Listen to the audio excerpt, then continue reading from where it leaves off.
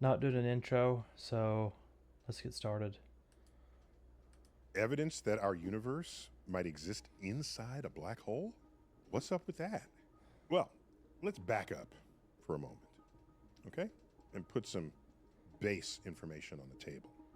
A black hole is a region of space and time where the strength of gravity is so high that light has no path to get out of the object. All paths through space-time curve back in on itself. Normally we think of a hole as a hole in the floor, and you fall through, come out the other side. Except it's a three-dimensional hole. You can fall in any direction. That Black holes have always fascinated me. Space in general has always fascinated me, and it's just there's so much that we don't know, so much in the universe, in our own galaxy that we don't know. edge beyond which there's no return, we call the event horizon. It's a horizon. The universe has a horizon too. It is a distance beyond which no information can reach us because the universe isn't old enough for light from anything beyond that horizon to have gotten here yet. By the way, the more mass is in a black hole, the bigger the black hole becomes. In fact, if you run the math on it, it's linear. So a black hole that's twice as massive as another one will be twice the diameter. 10 times as massive. Slack is helping Ari by providing information in real time for everyone on our team. We have a The event horizon, which is our practical definition of the size of the black hole, will be 10 times as long. There's a cool exercise we do in graduate school. I never knew that. I guess you learn something new every day. You can say, given the mass of the universe, how big would the black hole be that contained this much mass? It's the size of our universe to our horizon. And it's like, wait a minute, could we be one giant black hole? This is so cool. I mean, could we really be in a black hole? Everything that we've ever observed in the universe is all just within a black hole. I mean, how would that even work? I thought the gravity was so intense in the black hole it would crush anything that's in it. But I don't know. Let's continue watching. The average density of matter contained within the size of our cosmic horizon matches right on with what you'd get for a black hole this size. That's intriguing. Maybe it's just a coincidence. What would it mean anyway for us to be inside a black hole? How would that work?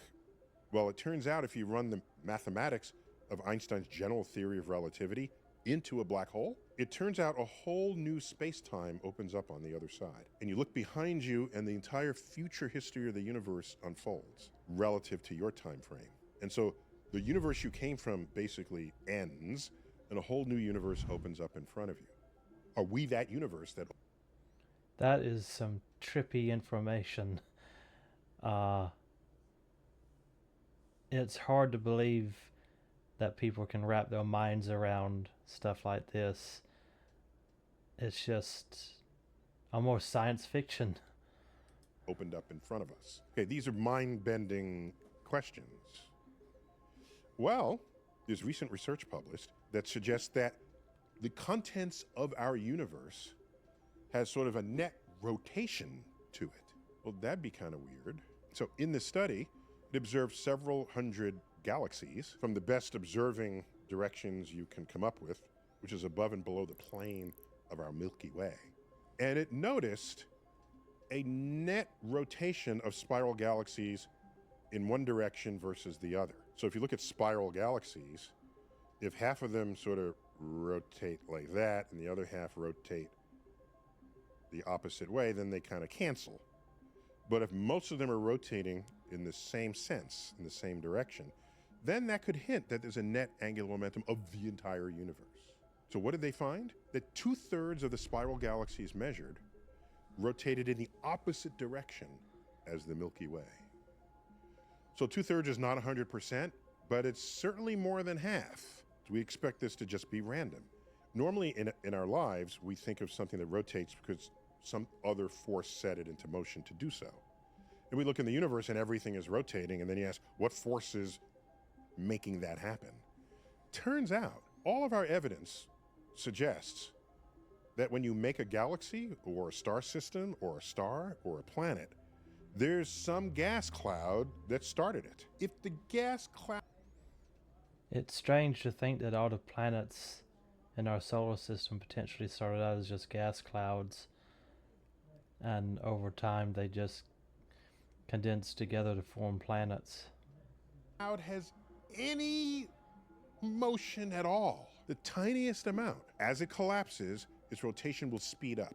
The gas cloud that was large, moving just a little, will move much faster as it gets smaller. And you know this already when you see ice skaters.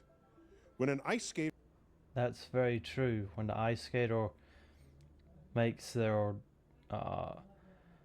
body smaller and more inward, they tend to go faster whenever they are spinning in a circle. spins and they want to spin faster, they start with their arms outstretched.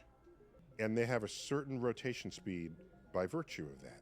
As they bring their arms in, this is a phenomenon of physics called the conservation of angular momentum. If you start out large, slowly rotating, and now you're half the size, you're going to be rotating twice as fast. If you're 1/10 the size, you're going to be rotating 10 times as fast. Is that right? mv squared over r. Right? This is why everything in the universe has some kind of rotation, because it's essentially impossible for any large gas cloud to not have motions within it to begin with. Often they're thermal motions. There's turbulence within the cloud before it sort of collapses to become something solid.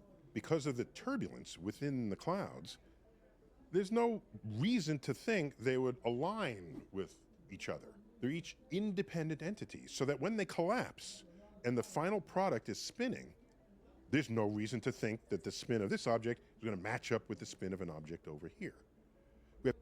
That does make sense. It doesn't seem like you would think that they would really match up and spin in the same directions, but Every reason to presume that there's no net spin direction of the universe or objects within it. So if we find and confirm that there is, we got to go back and ask, how could you get that, given our expectations of randomness? Well, that was linked to the idea that we might be in a black hole. Here's why. There's only two kinds of information you can obtain that are preserved inside that black hole: the mass, the total mass, and the angular momentum. Because anything falling in, if it falls in with a swirl, toilet bowl style, that angular momentum continues into the black hole itself. If there's a net angular momentum of... that's very interesting. It's another thing I didn't know, that if things that had momentum in a circular direction, in a certain direction, they keep that as they enter in and go into the black hole. The universe, where did it come from?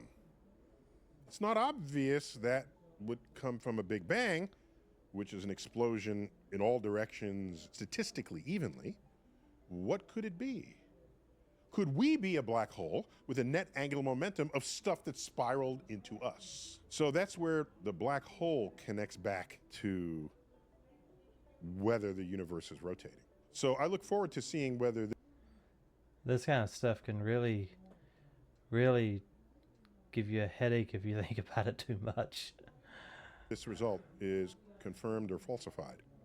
It's an intriguing result, and the number of galaxies was not very large, just a few hundred, and there are billions of galaxies out there. So I'll reserve judgment until I see what others publish on this subject. Anyhow, that was a what's up with that on whether...